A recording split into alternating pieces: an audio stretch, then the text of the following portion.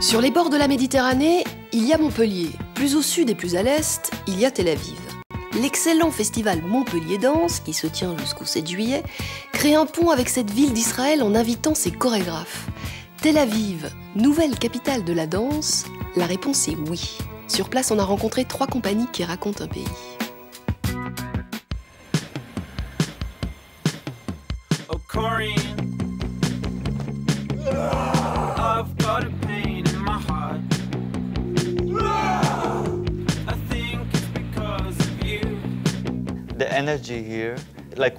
On a travaillé dans d'autres pays, mais l'énergie dans ce pays est très différente de ce qu'elle est dans d'autres parties du monde.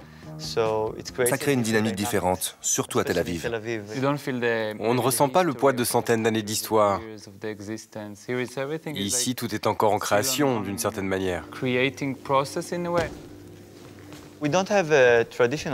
Nous n'avons pas de tradition de danse classique comme en Europe. Donc, les origines de la danse sont différentes. Et comme tout est très jeune ici, les gens sont à la recherche de nouvelles façons de s'exprimer.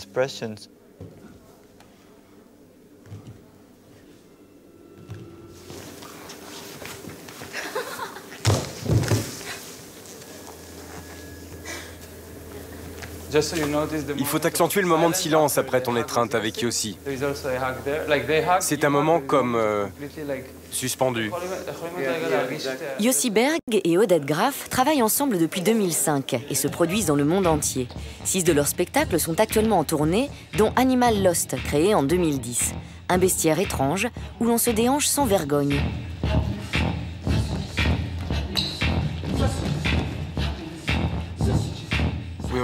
On s'intéresse beaucoup aux conflits qui existent entre la façon dont on aimerait se comporter et la façon dont on est censé se comporter.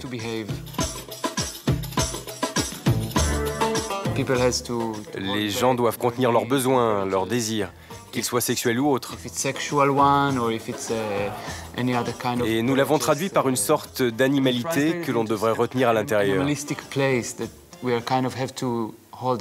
Dans cette pièce, on se pose la question, qu'est-ce qui se passe si on libère l'animal qui est en nous ?